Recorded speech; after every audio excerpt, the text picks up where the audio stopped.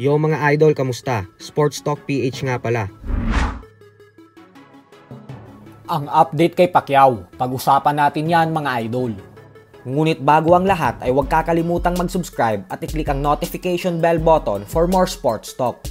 So isang napakagandang balita nga po para sa ating mga Pinoy boxing fans. Ito po ay dahil opisyal nang ibinalik ng The Ring Magazine ang ating pambansang kamauman ni Pacquiao sa 147-pound welterweight rankings. Mahigit isang linggo pa lamang ang nakakalipas magmula nang lumaban siya kontra kay WBC welterweight world champion Mario Barrios.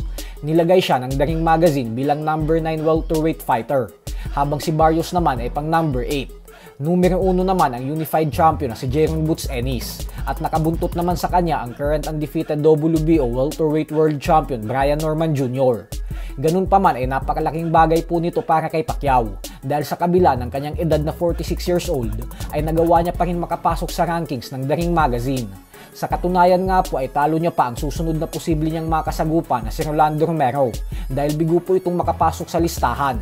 Kaya naman asahan po natin na hindi lang sa The Ring Magazine ang maglalagay kay Pacquiao sa rankings at bagkus ang iba pang mga organizations, lalong-lalo na ang WBC na siyang mismong sinabi na ni WBC President Mauricio Sulaiman na walang duda umano na ipapasok nila si Pacquiao sa world rankings nila dahil pinatunayan umano nito sa laban niya kay Barrios na karapat dapat talaga siyang mapasama sa ranggo.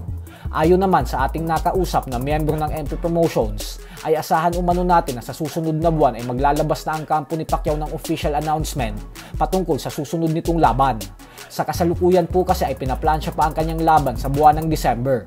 At alam naman nating lahat na ang mga pangalan na lumilitaw na posibleng makasagupa ni Pacquiao ay sila Rolando Romero at Gervonta Tank Davis.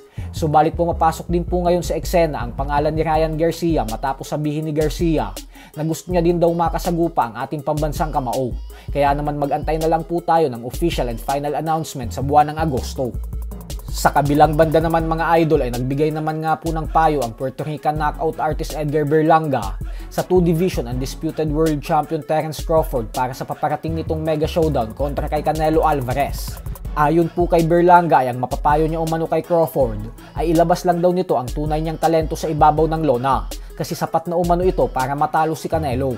Kailangan daw maging mataas ang kumpiyansa ni Crawford pero syempre wag daw itong magpapatama ng solido kasi lamang daw talaga sa lakas ang Mexican superstar.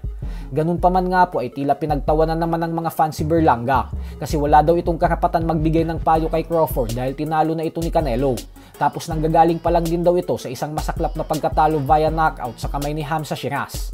Kaya imbis umano na magbigay ito ng payo sa ibang mga fighters, ay mas maigi umano kung intindihin na lang nito ang sarili niya sa kung paano siya mas lalong gagaling. So hanggang dito na lang po muna tayo mga idol.